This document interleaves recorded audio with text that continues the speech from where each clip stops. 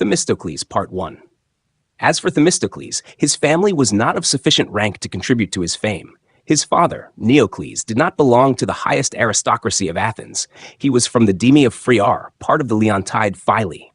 On his mother's side, Themistocles was illegitimate, as is evident from the following verses. I am Abrodanon, a Thracian by birth, yet mother of Themistocles.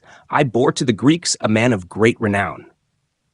Phanius, however, states that Themistocles' mother was not Thracian but Carian, and that her name was not Abrotanon but Euterpe. Neanth notes even the city in Caria from which she came, Halicarnassus.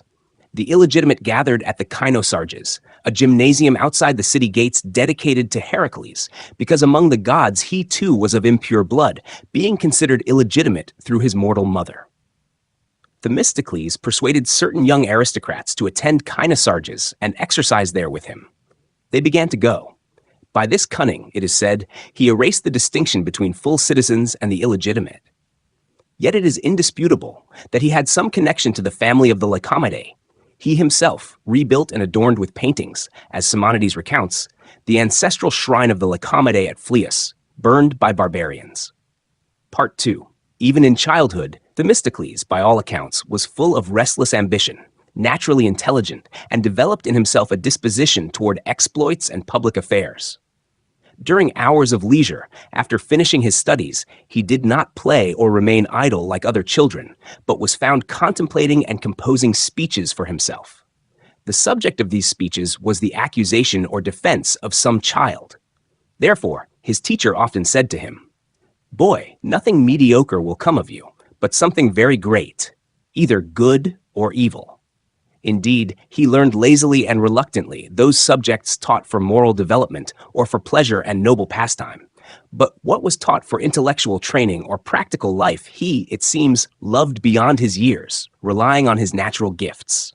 Later, when during social entertainments considered noble, the cultured mocked him, he had to defend himself rather bluntly, saying that he could not tune a lyre or play the psaltery, but if given command over an unknown, uncelebrated city, he could make it glorious and great. Steoimbrat asserts that Themistocles was a pupil of Anaxagoras and studied with the natural philosopher Melissus. But he errs in chronology. When Pericles, much younger than Themistocles, besieged Samos, Melissus was strategist of his opponents, and Anaxagoras was contemporary with Pericles.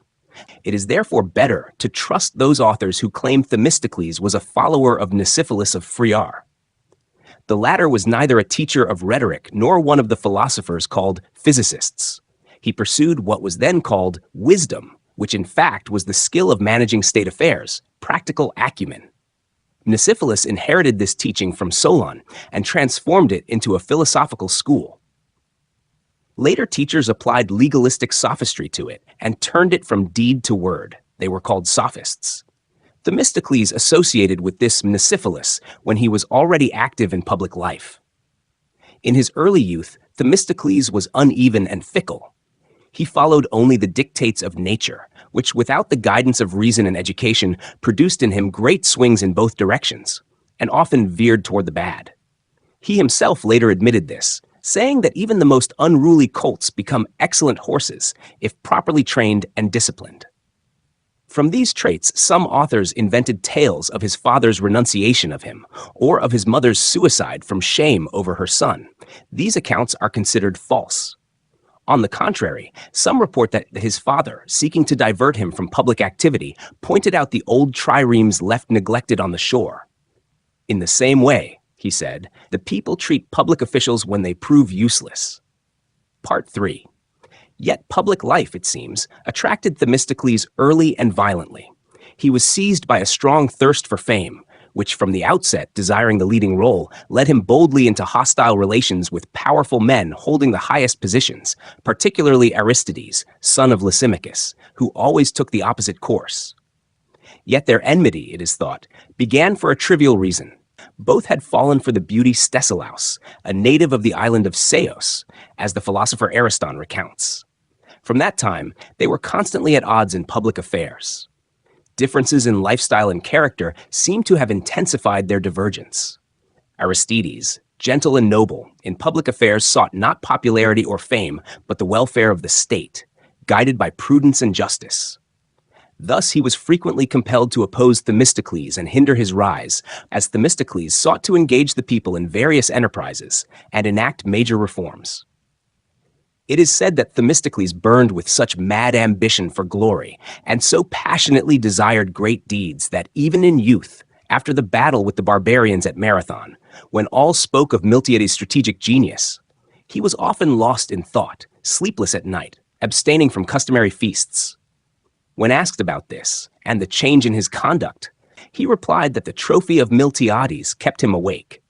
All believed the defeat of the barbarians at Marathon to be the end of the war, but Themistocles saw in it the beginning of a more arduous struggle, to which he himself prepared for the salvation of all Greece, training his fellow citizens in foresight of the future. Part 4. Since the Athenians had the custom of dividing among themselves the revenues from the silver mines at Laurium, Themistocles first resolved to speak alone in the popular assembly, proposing to end such division and instead use the money to build triremes for the war with Aegina. That war in Hellas was then in full swing. Aegina, thanks to its strong fleet, dominated the sea. It was therefore easier for Themistocles to persuade his fellow citizens without frightening them with Darius or the Persians. They were far away, and there was no firm cause to fear their invasion. Yet he made timely use of the citizens' rivalry and anger against Aegina to prepare for war with Persia. With these funds, 100 triremes were built, which later fought against Xerxes. Gradually, he began to draw the citizens to the sea, showing them that on land they could not compete even with their neighbors. But with a strong fleet, they could not only repel the barbarians, but also dominate Hellas. Thus, in Plato's words, he transformed steadfast hoplites into sailors and seamen. This gave rise to criticism, alleging that Themistocles had taken from his fellow citizens the spear and shield and humbled the Athenian people to the level of bench and oar. According to Stesimbrotus, he carried out this measure by prevailing over Miltiades, who opposed it. Whether he thereby harmed the rigor and purity of the state system is a philosophical question. But the fact that the salvation of the Greeks depended on the sea, and that those triremes restored Athens, was attested, among other evidence, by Xerxes himself. Though his land forces remained unscathed, he fled after the loss of the fleet, admitting defeat, and left Mardonius, it seems, not so much to subjugate the Greeks as to prevent them from pursuing him. Part 5. It is said that Themistocles was zealous in amassing wealth, according to some, because of his generosity, as he loved sacrifices and splendor in hosting foreigners, which required great resources. According to others, he was accused of stinginess and pettiness, even selling provisions sent to him as gifts. Once he asked Phylides, who had a stud farm for a foal. Phylides refused. Then Themistocles threatened that he would soon turn his house into a wooden horse, hinting that he would stir family quarrels and lawsuits between him and certain members of his household. In ambition, he surpassed all. Even in youth, when unknown, he persuaded Epicles of Hermione, a highly respected citharist in Athens, to perform music in his house. From ambition, he desired that many people would seek access to his home and visit him. On a visit to Olympia, he competed with Cimon in the luxury of feasts, tents, and general display. But the Hellenes did not approve. For Cimon, a young man of noble family, such conduct was deemed permissible. But Themistocles, as yet unrenowned, seemed even boastful, for all saw that he wished to elevate himself without means or merit. Serving as Choragos in a tragedy performance, he won the prize. Even then, such contests were subjects of ambitious rivalry. In memory of this victory, he set up a plaque with the inscription, Themistocles of Phryar was Choragos, Phrynicus the author, Adamant the archon. Yet the people liked Themistocles, both because he recalled each citizen by name and because he proved impartial in private disputes. For example, when he was Strategos and Simonides of Ceos asked him for something unlawful, he replied that just as Simonides would not be a good poet if he violated the rules of verse, so Themistocles would not be a good ruler if he acted unlawfully to please anyone. On another occasion, he mocked Simonides, calling him mad for criticizing the Corinthians, citizens of a great city, while commissioning his own portraits, despite having such an ugly face. When his influence grew and he became popular, he finally triumphed in public affairs and, through ostracism, forced Aristides to leave Athens. Part 6. During the invasion of the Medes into Hellas, when the Athenians debated the election of a strategos, it is said all voluntarily declined the office for fear of danger. Only Epictetus, son of Euphemedes, a persuasive but cowardly and money-loving man, wished to obtain it, and it was expected he would prevail in the vote. Then Themistocles, fearing total ruin of the state if supreme command went to Epictetus, purchased by money his renunciation of ambitious designs. Praise is also given to Themistocles' handling of the bilingual man, one of the envoys of the Persian king demanding land and water and serving as interpreter. By popular decree, Themistocles ordered him seized and executed for daring to use the Hellenic tongue to convey the barbarians' commands. Praise is further given to his action against Artemius of Zelea. On Themistocles' proposal, Artemius and his descendants were declared outlaws for bringing Median gold into Hellas. But his chief merit lies in having ended civil wars in Hellas and reconciled the individual states, convincing them to suspend hostilities in view of the war with Persia. In this, he was greatly assisted, it is said, by Chiles of Arcadia. Part 7. Upon assuming the office of strategos, Themistocles immediately began persuading the citizens to embark on the triremes, abandon the city, and confront the barbarians at sea, as far from Hellas as possible. But faced with resistance from many citizens, he led a large force into the Tempe Valley alongside the Spartans to defend Thessaly, which at that time was believed not yet to have sided with the Persians. However, they returned without achieving their goal. Thessaly had joined the king, and all regions up to Boeotia were on the side of the Persians. Then the Athenians began to pay closer attention to Themistocles' advice regarding the sea and sent him with the fleet to Artemisium to guard the strait. Here, the Hellenes gave chief command to Eurybiades and the Spartans, but the Athenians, whose number of ships was perhaps greater than all other Greeks combined, considered it a humiliation to obey others. Understanding the danger, Themistocles himself yielded command to Eurybiades and calmed the Athenians with the promise that if they showed bravery in war, he would ensure that in the future the Greeks would voluntarily obey them. For this reason, Themistocles is regarded as the main savior of Hellas. It is generally acknowledged that thanks to him, the Athenians became renowned, brave beyond their enemies, noble among their allies.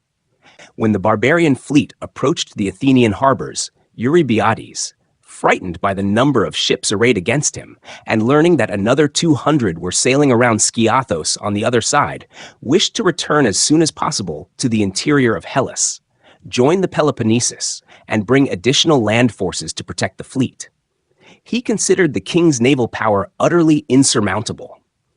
The Euboeans, fearing that the Greeks might abandon them, opened secret negotiations with Themistocles and sent Pelagontus with a large sum of money. Themistocles accepted the money and handed it to Eurybiades, as Herodotus recounts. Among the Athenians, Archetiles, the trierarch of a sacred ship, opposed him most strongly. Lacking funds to pay the rowers, he was eager to return home. Themistocles further armed the rowers against him, so that they gathered and took away his dinner. Discouraged and annoyed, Archetiles received from Themistocles a crate with bread and meat for dinner, and underneath a talent of silver, with instructions to tolerate this dinner and attend to the rowers the next day. Otherwise, he would be accused before the citizens of having accepted a bribe from the enemy. Thus relates Phanius of Lesbos. Part 8. The naval engagements in the strait at that time had little impact on the overall course of the war, but they provided extremely valuable experience for the Greeks, who learned in practice, amidst dangers, that neither the number of ships, nor the splendor of their ornamentation, nor the boastful shouts and barbarian war songs, posed any real threat to people capable of engaging the enemy closely and daring to fight them.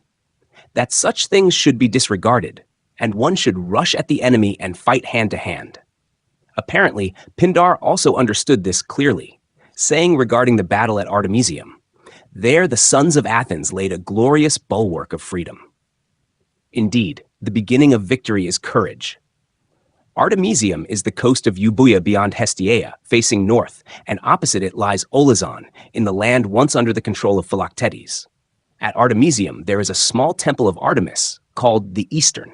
Around it grow trees, and white stone columns are set all around. If the stone is rubbed by hand, it takes on the color and scent of saffron. On one column was an inscription in elegiac verse. Many peoples, coming from distant Asia, struck the sons of Athens on this sea in battle. This monument they set to Artemis, the maiden goddess, after the entire army of the Medes was destroyed. A spot on the coast is shown where, among the vast amount of sand, black dust rises from the depths, resembling ashes as if burned. It is thought that at this site were burned the remains of ships and corpses. Part 9. When messengers arrived at Artemisium with news from Thermopylae that Leonidas had fallen and Xerxes had taken control of the land passes, the fleet began retreating to the interior of Hellas, placing the Athenians behind all others for their bravery, and they were proud of their deeds. Sailing along the coast, Themistocles marked conspicuously, in letters, inscriptions on stones he found, or placed near harbors and springs wherever the enemy might land, in hopes of persuading the Ionians, if possible, to defect to the Athenians, their fathers, fighting for freedom. Or, if not, at least to disrupt the barbarian army in battle and throw it into confusion. He hoped these inscriptions would either induce the Ionians to defect or unsettle the barbarians, making them more suspicious of the Ionians. Meanwhile, Xerxes invaded Phocis through Doris and burned the Phocian cities. The Greeks did not come to their aid, despite the Athenians' requests to march into Boeotia to confront the enemy and protect Attica, as they themselves had aided by sea at Artemisium. No one listened. All were concerned only with the Peloponnesus, seeking to concentrate all forces at the isthmus and building a wall across it from sea to sea. The Athenians, indignant at such betrayal and left alone, fell into despair and sorrow. They did not even contemplate fighting such a countless army. Under the circumstances, the only necessity was to leave the city and cling tightly to the ships. But the people would not even hear of this, claiming that victory was unnecessary, and that for them salvation would not be salvation if it required abandoning the temples of the gods and the graves of their fathers. Part 10. Themistocles, not knowing how to sway the people through human reasoning, resorted to the aid of divine signs and oracles, as if raising the machine in a tragedy. For instance, he interpreted as an omen the case of a dragon, which at that time apparently disappeared from the temple. Finding untouched the sacred food brought daily, the priests recounted this to the people. Themistocles explained it as meaning that the goddess had abandoned the city and was showing them the way to the sea. On another occasion, he used an oracle for a demagogic purpose. He said that the wooden wall meant nothing other than the ships. Hence, Salamis is called divine, not dreadful or ill-omened, since it would name a great and fortunate event for the Greeks. When his interpretation was accepted, he proposed a decree to place the city under the protection of Athena, mistress of Athens, that all able-bodied men take to the triremes, and that children, women, and slaves be saved by everyone as best they could. Once this decree was passed and legally enacted, the vast majority of Athenians sent their children and wives to Troezen. The inhabitants received them hospitably, providing each with 2 obols, allowing children to gather fruit, and paying teachers to instruct them. This decree was proposed by Nicagoras. Since the Athenian treasury lacked funds, according to Aristotle, the Areopagus gave each citizen going on the expedition 8 drachmas. Thus, the Areopagus deserves principal credit for providing the crews for the triremes. Yet Clitum also attributes this to the cunning of Themistocles. Indeed, when the Athenians embarked for Piraeus, he recounts, the gorgoneon on the goddess's statue disappeared. Under the pretense of searching for it, Themistocles found a vast amount of money hidden among the baggage. These funds were used for public purposes, and those boarding the ships received abundantly all necessities for the journey.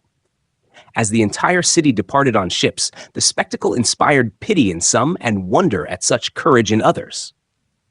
Athenians sent their families to another place, while they themselves, undeterred by cries, tears, and embraces of parents, embarked on the ships. Yet many elderly citizens left behind aroused deep compassion.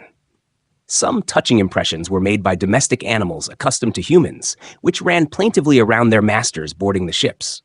Among them, the dog of Xanthippus, father of Pericles, reportedly could not endure separation. leapt into the sea, swam beside his master's trireme, reached the shore of Salamis, and immediately perished from exhaustion.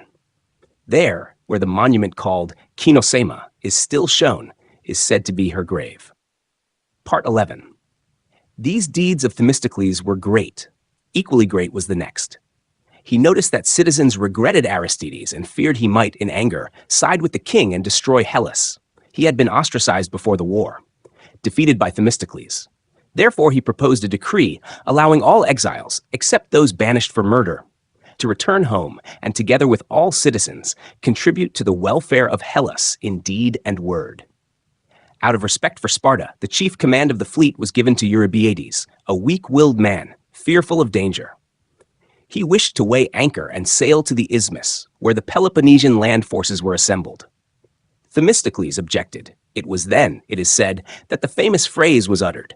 Eurybiades said to him, "Themistocles, in competitions, they strike him who runs too soon." "Yes," replied Themistocles, "but he who lags behind also does not receive the crown." Eurybiades raised his staff to strike, and Themistocles said, "Strike, but hear me first." Surprised at his composure, Eurybiades allowed him to speak. Themistocles repeated his earlier proposal. Then someone remarked that one without a city should not persuade those who have one to abandon their fatherland. Themistocles replied, "Rascal! Yes, we left homes and walls, unwilling to be slaves for heartless things. But we do have a city, the greatest in Hellas. 200 triremes now here to help you if you seek safety. And if you leave again and betray us, some Greeks will immediately learn that the Athenians have gained a free city and land no worse than that lost." After these words, Eurybiades was seized by deliberation and fear, lest the Athenians depart and abandon them. The Eretrian commander attempted to object, but Themistocles said, "And you too speak of war while you have a sword like a cuttlefish, but no heart?" Part 12. While Themistocles spoke, standing on the deck at the top of the ship, some witnesses say, an owl flew past on the right and perched on the mast. This was the main reason the commanders accepted Themistocles' counsel and prepared for the naval battle. When the enemy fleet approached Attica near the Phalerum harbor and blocked the surrounding shores, and when the king himself, landing with his army, appeared in all his might, gathering his forces together, Themistocles' words flew from the minds of the Greeks, and the Peloponnesians again turned their eyes to the Isthmus, displeased by any alternative proposal. It was decided to retreat the next night, and the helmsmen were ordered to be ready to sail. Then Themistocles, dissatisfied that the Greeks would lose the opportunity offered by the narrow strait and advantageous position and disperse to their cities, devised a plan with the aid of Sisinus. Sisinus was a Persian by birth, a captive, but loyal to Themistocles. He was the uncle of his children. Themistocles secretly sent him to Xerxes with this message. The Athenian commander Themistocles defects to the king, first informing him that the Greeks intend to flee and advises him to prevent their escape and attack them while they are anxious due to the absence of land forces, and destroy their naval power. Xerxes received this message with joy, believing it genuine, and immediately ordered his ship commanders to take their time embarking the crews, and with 200 ships to sail at once into the sea, surrounding the strait on all sides, and set barriers among the islands so that no enemy could escape. While the order was being executed, Aristides, son of Lysimachus, first to notice it, went to Themistocles' tent, though not his friend, and, as mentioned previously, ostracized because of him. When Themistocles came out to him, he informed him of the encirclement. Themistocles, knowing his constant nobility and rejoicing at his arrival, recounted the matter with Sisinus and asked him, trusted as he was, to help restrain the Greeks and do all in his power to bring them to fight in the strait. Aristides approved Themistocles' plan, went to the other strategoi and triarchs, and urged them to engage in battle. They still did not believe his report, until suddenly a Athenian trireme, fleeing from the enemy under the command of Panetius, arrived with news of the encirclement. As a result, necessity and anger together compelled the Greeks to resolve to fight. Part 13. At dawn, Xerxes took his seat on an elevated position, overlooking the fleet and its formation. According to Phanodamus, above the temple of Heracles, at the point where the island is separated from Attica by a narrow strait. according to Acestodorus, on the border with Megaris, above the so-called horns. He ordered a golden throne to be placed for him. Around him were many scribes, tasked with recording the events of the battle. When Themistocles performed a sacrifice at the trireme of the chief commander, 3 captives were brought to him, strikingly beautiful, lavishly dressed and adorned with gold. It was said that they were the children of the royal sister Sandace and Artactus. When the seer Euphrantides saw them, the victims flared into a great bright flame, and at the same time someone sneezed on the right, also an auspicious sign. Then Euphrantides took Themistocles' hand and instructed him to dedicate the youths as a sacrifice, and, having prayed, to slay them all for Dionysus Omestes. In this way, the Greeks would obtain salvation and victory. Themistocles was horrified by this dreadful, monstrous prophecy. Yet, as often happens in great danger, in desperate circumstances, the crowd expects salvation more from what contradicts reason than from what accords with it. All at once they cried out to the god and, bringing the captives to the altar, compelled, as the seer commanded, the sacrifice to be carried out. This is the account of the philosopher well acquainted with history, Phanius of Lesbos. Part 14. Regarding the number of Persian ships, the poet Aeschylus in the tragedy Persian speaks confidently, as one who knows. Of Xerxes, I know indeed there were 1,000 ships that he commanded, swift vessels, 207, so they say. There were 180 Athenian ships. On each were 18 men fighting from the deck. 4 of them were archers, the rest hoplites. It appears that Themistocles observed and chose as well the time as the place. He deployed his triremes bow first against the enemy only when the hour came in which the wind from the open sea always strengthens, driving waves through the strait. The waves harmed the Greek ships little, for they were flat and low. But the Persian ships, with raised sterns and high decks, heavy, were knocked off course by the waves, exposing their sides to the Greeks, who attacked fiercely. Their attention was fixed on Themistocles, whom they thought saw best what was advantageous, because opposite him was the commander of Xerxes' fleet, Ariamen, on a large ship, from where, as from a wall, he hurled arrows and spears. He was a good man, the bravest and most just among the king's brothers. Thus Amenius of Decelea and Socles of Padea, sailing together, when their ship and Ariamen's collided bow to bow and locked with rams, and Ariamen attempted to board their trireme, drove him back with spears into the sea. His body, floating among the wreckage, was recognized by Artemisia, who ordered it taken to Xerxes. Part 15. During this stage of the battle, it is said, a great light shone from Eleusis. The noise and voices filled the Thriasian plain to the sea, as if a multitude were escorting the mysterious Iacchus. From this crowd of shouting people, a cloud gradually rose from the ground, which then, it seemed, descended upon the triremes. Others thought they saw apparitions in the form of armed men extending hands from Aegina toward the Greek triremes. They supposed these were Aeacids, summoned to aid by prayers before the battle. The first ship to engage was the Athenian triarch Lycomedes. He stripped its decorations and dedicated them to Apollo Lavron in Phlius. The remaining Greeks, whose number of ships in the narrow strait matched that of the Persians, routed them, for they attacked in scattered groups and collided among themselves, though they resisted until evening. Thus the Greeks, in the words of Simonides, achieved that glorious, famous victory, the like of which neither Greeks nor Persians had ever achieved at sea. The victory was won through the collective courage and zeal of all who fought, yet the plan and skill belonged to Themistocles. Part 16.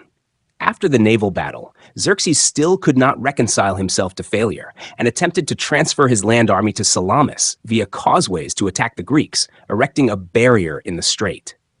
Themistocles, wishing to test Aristides, for appearance's sake, suggested sailing to the Hellespont to destroy the bridge, adding, so that we might seize Asia in Europe. Aristides disapproved, saying, "We have now fought the barbarian, surrendered to indulgence. If we confine him in Hellas, and, confronting a man with such power, drive him with fear to the utmost, he will no longer sit beneath the golden canopy calmly observing battle, but will take part himself in all actions, correct deficiencies, and adopt the best measures for the salvation of the whole. Therefore, Themistocles, we should not destroy the existing bridge, but if possible, build a second one and hasten to expel this youth from Europe. In that case, replied Themistocles, if this is beneficial, now is precisely the time for all of us to deliberate and employ every means so that he departs from Europe as soon as possible. Upon adopting this decision, Themistocles found among the captives a royal eunuch named Arnac, and sent him to the king with orders to convey that the Greeks, having won the naval battle, intended to sail to the Hellespont and destroy the bridge there, and that Themistocles, considering the king, advised him to hasten to his borders and cross while he himself delayed the allies with various hindrances to impede the pursuit. Hearing this, the barbarian, greatly alarmed, began to retreat hastily. The prudence of Themistocles and Aristides was shown in the Battle of Plataea. Though the Greeks fought with only a small portion of Xerxes' army, they risked losing everything. Part 17. According to Herodotus, of all the cities Aegina distinguished itself most. As for individuals, all conceded the first place to Themistocles, though reluctantly, envying him. When the Strategoi returned to the isthmus and picked up pebbles from the altar, each claimed to be foremost in bravery, placing Themistocles second. The Spartans brought him to Sparta and awarded Eurybiades for his valor, while Themistocles received a wreath of olive for his wisdom, the finest chariot in the city, and 300 youths to escort him to the borders. During the following Olympic Games, when Themistocles appeared at the stadium, all present, it is said, disregarded the competitors, watching him the entire day and showing him to foreigners with admiration and applause. He himself joyfully admitted to his friends that he was reaping the just fruits of his labors for the good of Hellas. Part 18. Indeed, Themistocles was by nature extraordinarily ambitious, judging by his witty sayings. When citizens elected him commander of the fleet, he did not handle public or private matters piecemeal, but postponed all affairs to the day of departure, so that by executing many matters at once and conversing with many people, he would gain a reputation as a man both great and extraordinarily powerful. Observing bodies cast ashore by the sea, he noticed golden bracelets and necklaces. He passed by himself, showing them to a friend walking with him, saying, "Take these, for you are not Themistocles." A handsome man, Antiphates, at first treated Themistocles with contempt, then, due to his fame, began to attend to him. "Young man," Themistocles said, "though late, we have both grown wiser at the same time." He remarked that the Athenians felt neither respect nor admiration for him, treating him like a plane tree. In storms, they ran beneath it. In fine weather, they tore and broke it. A native of Seriphus told Themistocles that he owed his fame not to himself, but to his city. "True," replied Themistocles, "just as I would not have been famed had I been from Seriphus, so you, had you been Athenian." One strategos, who had rendered valuable service to the fatherland, was bold with Themistocles and compared his own merits with those of Themistocles. Themistocles said to him, "Once, on the day after a festival, a dispute arose. I said the festival is full of toil and fatigue, but on the following day all enjoy at leisure what has been prepared." The festival replied, "True, yet had I not existed, you would not exist either. So," continued he, "had I not been then, where would you be now?" Themistocles' son, through his caprices, compelled his mother to fulfill all his desires, and through her, his father. Themistocles, jesting at this, said his son was the strongest man in Hellas, for Athenians obey the decrees of the Athenians. Athenians obey him, he obeys his son's mother, and the mother obeys the son. Wishing to be remarkable among all, Themistocles, selling an estate, ordered a herald to announce that both he and his neighbor were in possession. Of the suitors of his daughter, he preferred a virtuous man over a rich one, saying he sought a man who needed money, not money that needed a man. Thus was Themistocles, as judged by his sayings. Part 19. Having completed the above-mentioned deeds, Themistocles immediately set about rebuilding the city and encircling it with walls. According to Theopompus, Themistocles bribed the ephors so that they would not oppose him, while most historians report that he deceived them. He appeared in Sparta under the guise of an ambassador. When the Spartans complained that the Athenians were constructing walls around their city, and Plutarch, sent expressly from Aegina, accused Themistocles, he denied it and proposed sending inspectors to Athens. In this way, he bought time for the construction of the walls, while also ensuring the Athenians would have these envoys under their control. As it happened, the Spartans, upon learning the truth, did not touch him and released him, concealing their displeasure. Thereafter, Themistocles began developing Piraeus, noticing the convenient location of its harbors. He strove to adapt the entire city to the sea. He pursued a policy in some ways opposite to that of the ancient Athenian kings, who, it is said, sought to divert citizens from the sea and accustom them to the life of farmers rather than seafarers. Hence, the fable that Athena, disputing with Poseidon over the land, showed the judges the olive and prevailed. Themistocles did not merely stick Piraeus to the city, as the comic Aristophanes phrases it, but bound the city to Piraeus and the land to the sea. By this, he strengthened the demos against the aristocracy and emboldened it, since power passed into the hands of rowers, kilousts, and steersmen. For this reason, even the Nix tribunal, initially oriented toward the sea, was turned by 30 tyrants to face the ground. They believed that mastery of the sea fosters democracy, while farmers endure oligarchy more lightly. Part 20. Themistocles conceived an even further-reaching plan concerning Athenian naval power. When the Greek fleet, after Xerxes' retreat, entered the Pagasetic harbor to winter there, Themistocles, in a speech before the assembly, said he had a plan useful and saving for the Athenians, but that it could not be revealed to all. The Athenians proposed that he disclose it to Aristides, and if he approved, put it into execution. Themistocles informed Aristides that he intended to set fire to the Greek fleet at its mooring. Aristides declared in the assembly that nothing could be more useful, yet at the same time more dishonorable than what Themistocles planned. The Athenians then ordered Themistocles to abandon the scheme. At the Amphictyonic assembly, the Spartans proposed that cities not participating in the league against the Persians be excluded from the council. Fearing that, by removing the Thessalians, Argives, and Thebans, the Spartans would become masters of the vote, and everything would follow their decision. Themistocles defended these cities and persuaded the allies to change their opinion. He pointed out that only 31 cities had participated in the war, most of them small. Consequently, a shocking situation would arise in which all of Hellas would be excluded from the league, and the assembly would fall under the control of 2 or 3 of the largest cities.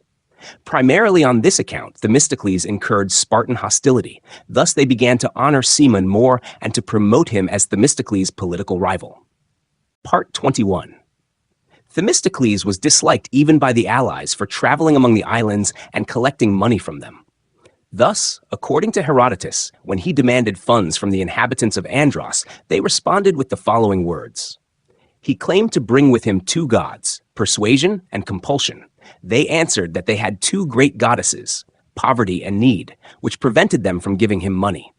The Rhodian lyric poet Timocreon, in one of his poems, bitterly attacked Themistocles for securing the return from exile of others through bribes, while abandoning him, bound by ties of hospitality and friendship, to misfortune for money.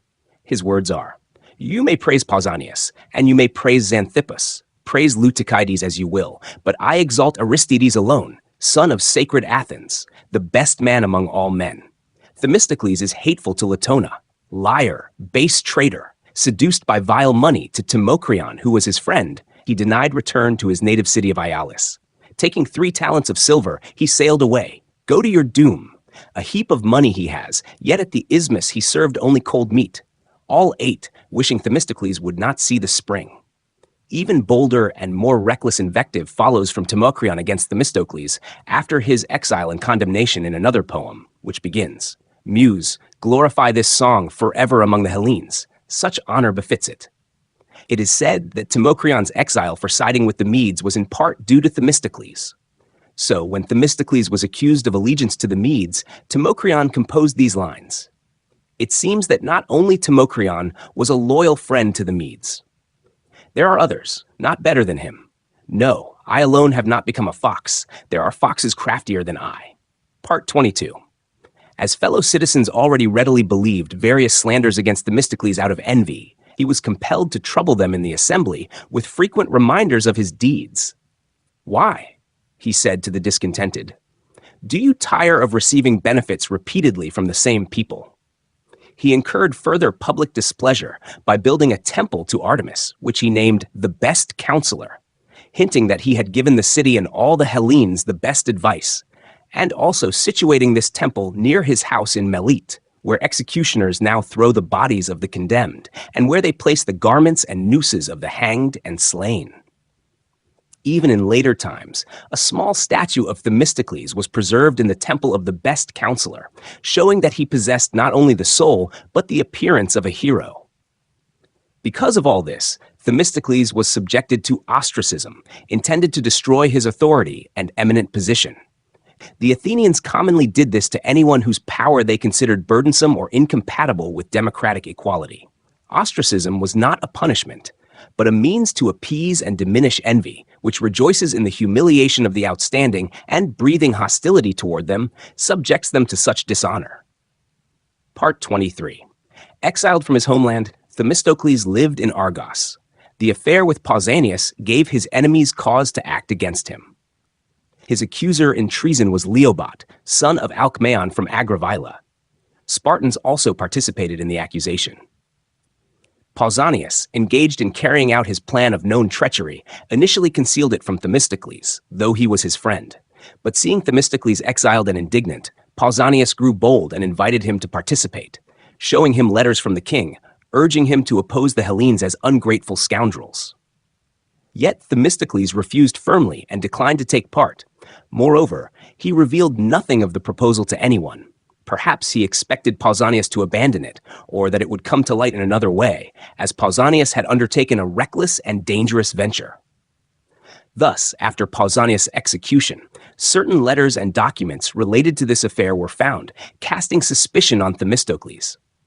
Outcry against him was raised by the Spartans, and envious fellow citizens began to accuse him. He was not in Athens. He defended himself in writing, primarily against prior charges. In response to the slander of his enemies, he wrote to the citizens that he, always striving for power and neither able nor willing to submit, would never have sold himself, together with Hellas, to the barbarians and enemies.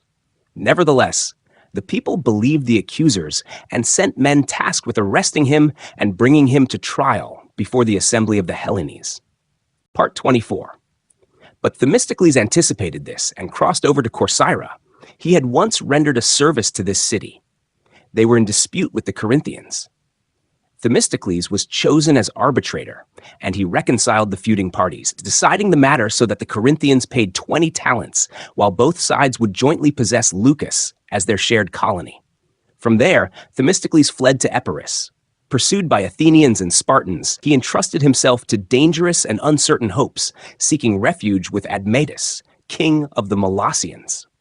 This Admetus had once petitioned the Athenians for some favor, but received a contemptuous refusal from Themistocles, who at that time was at the height of his power in the state. From then on, Admetus was hostile to him, and it was clear that he would take revenge if Themistocles fell into his hands. Yet in his then precarious position, Themistocles feared the renewed hatred of his fellow countrymen more than the ancient wrath of the king. He submitted to Admetus's will without hesitation, appearing before him with a request, but in a peculiar, extraordinary manner. Holding the king's young son, he prostrated himself at the household hearth, because the Molossians consider such a supplication the most effective prayer, almost the only one that cannot be refused. Some say that the king's wife, Thea, advised Themistocles to use this method and placed her son at the hearth with him. Others report that Admetus himself devised and enacted this solemn scene of supplication to justify, on religious grounds, to the pursuers the impossibility of handing him over. Epicrates of Acharnae sent his wife and children there, whom he had taken from Athens. For this later, Cimon brought him to trial, and he was executed, as Stesimbrotus testifies. Yet later Stesimbrotus either forgot this himself or portrayed Themistocles as forgetful, but only asserts that Themistocles went to Sicily and requested the hand of the tyrant Gelo's daughter in marriage, promising to bring the Hellenes under his rule.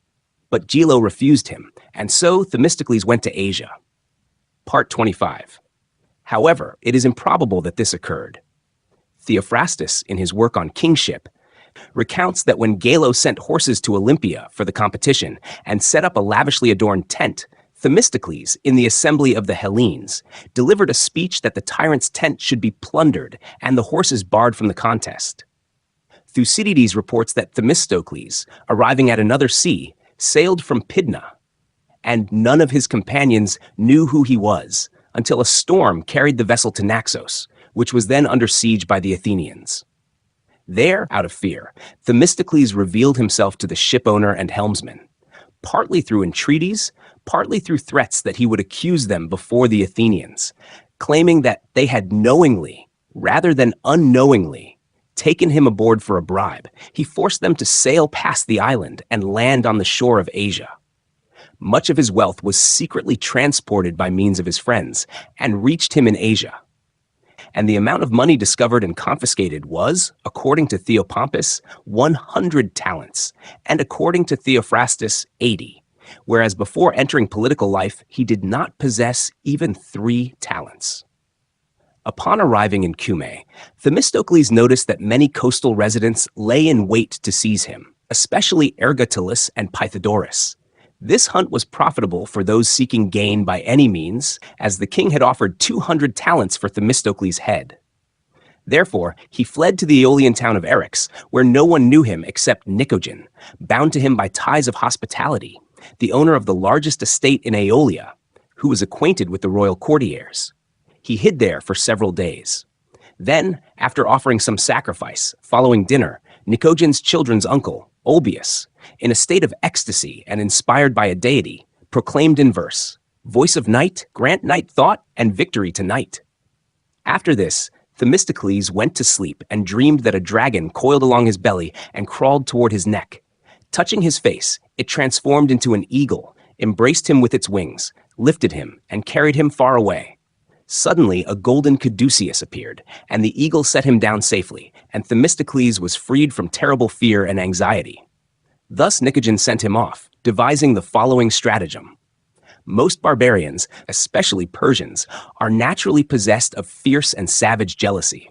They guard not only their wives, but also their slaves and concubines, so that no outsider sees them. They live behind closed doors at home and are transported in carriages draped with curtains on all sides. Such a carriage was prepared for Themistocles. He concealed himself in it, and thus he was transported. To any questioning passers-by, those escorting him replied that they were taking a Greek woman from Ionia to one of the royal courtiers. Part 27. Thucydides and Charon of Lampsacus relate that Xerxes was already dead at that time, and that Themistocles had an audience with his son. Yet Ephor, Dinon, Clitarchus, Heraclides, and several other authors claim that he went to Xerxes himself. Chronologically, Thucydides' account is considered more consistent, though even these records contain considerable confusion. Thus, at the most critical moment, Themistocles addressed the general Artabanus and said that, although he was a Hellene, he wished to speak with the king on important matters in which the king was particularly interested. Artabanus replied, "Foreigner, the laws of men differ. What is esteemed beautiful by some is not so by others, but in all lands it is considered noble to honor and preserve the customs of one's own people. You are said to value freedom and equality above all. In our land, though we have many fine laws, the finest of all is to honor the king and prostrate oneself before him as before the image of a god, guardian of all. So if you, according to our customs, prostrate yourself before him, you may see the king and speak to him. If you think otherwise, your communication will be mediated by others, contrary to ancestral custom, for the king does not listen to one who does not fall before him."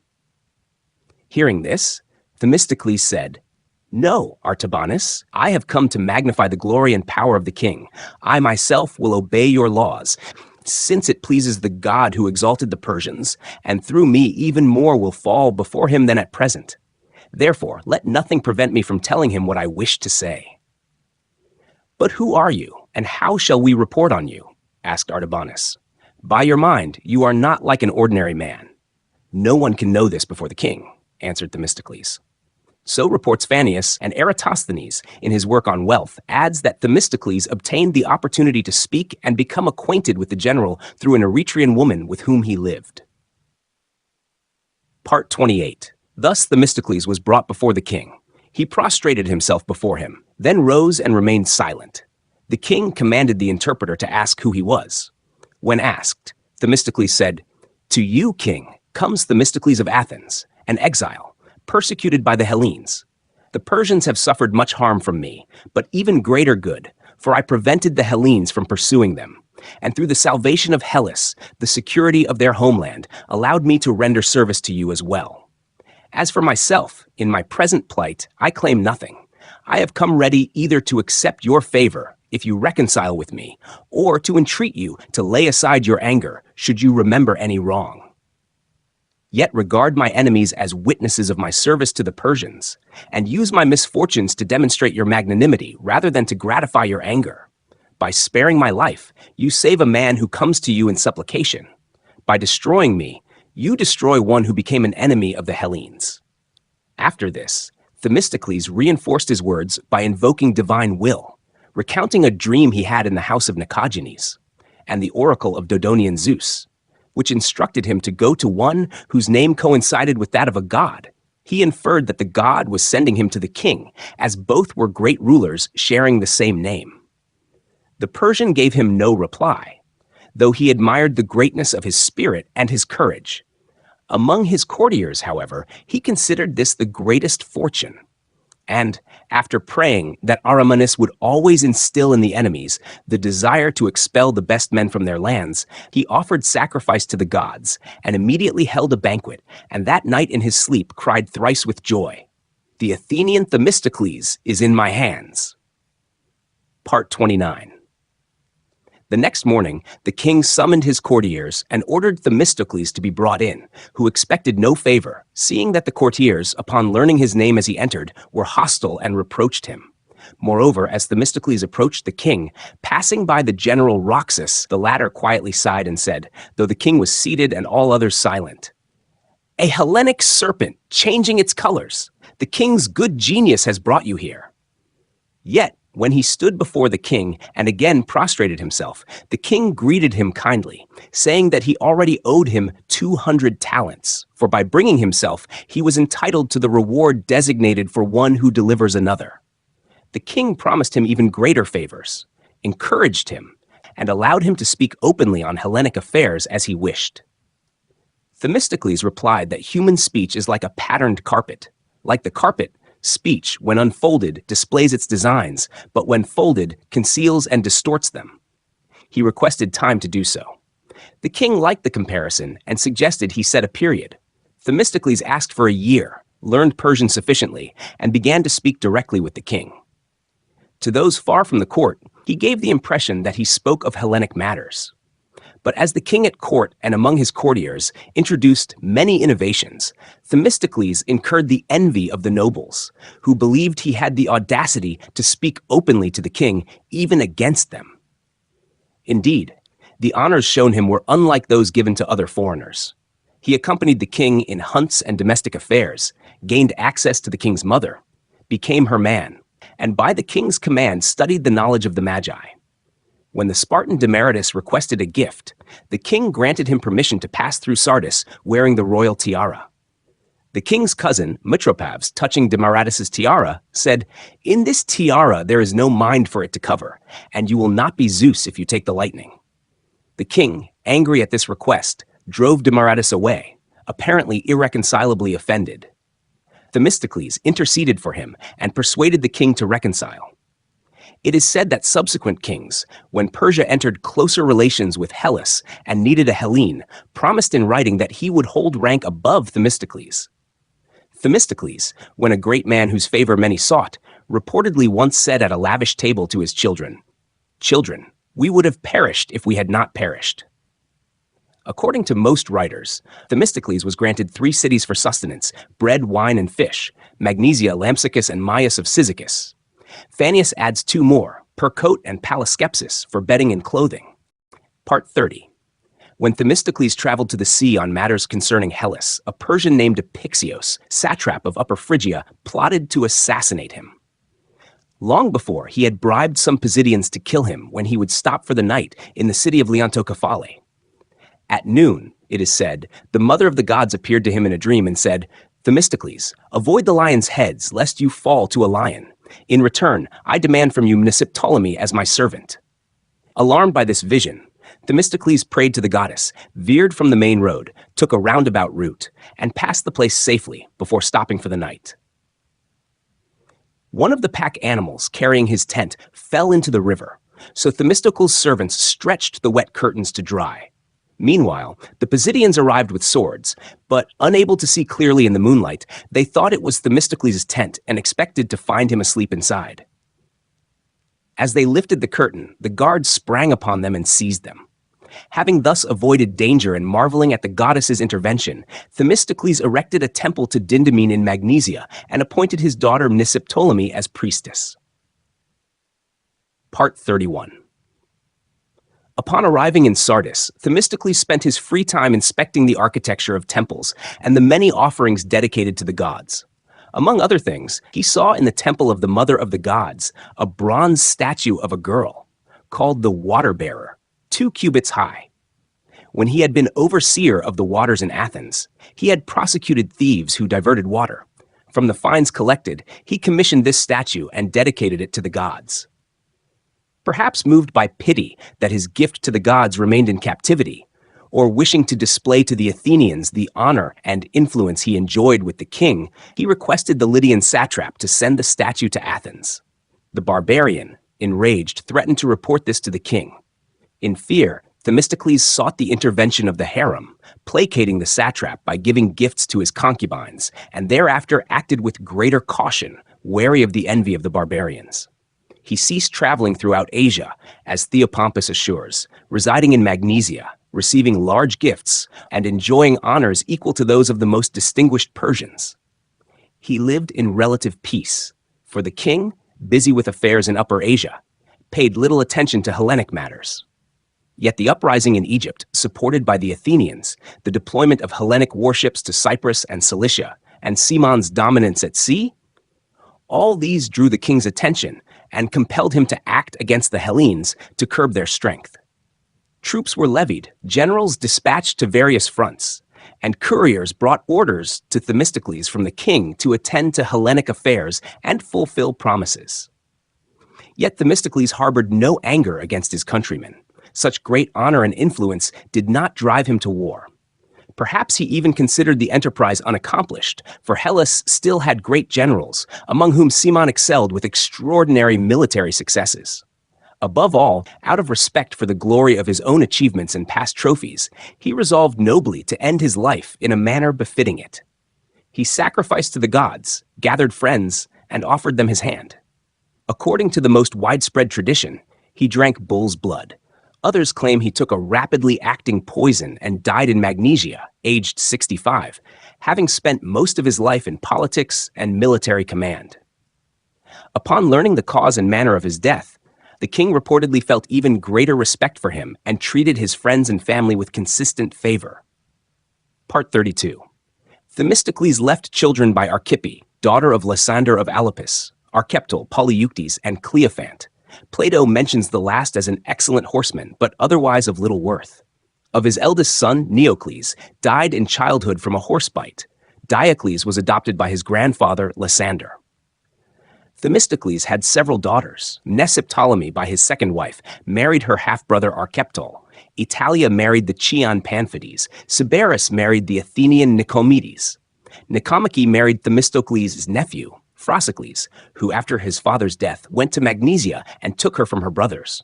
He personally raised the youngest, Asia. The splendid tomb of Themistocles stands in the square of Magnesia. Regarding his remains, one should not believe Andocides, who in his speech to friends claims that the Athenians stole and scattered them. This is a falsehood intended to arm oligarchic supporters against the Democrats. Nor should one trust Phylarchus, who in his history, as in a tragedy, almost theatrically stages Neocles and Demopoles, sons of Themistocles, for dramatic effect. Anyone can see this is fiction. Diodorus the Traveler, in On Monuments, suggests with some uncertainty that near the large harbor of Piraeus, on a promontory opposite Alkimos, juts into the sea a spur resembling a cubit.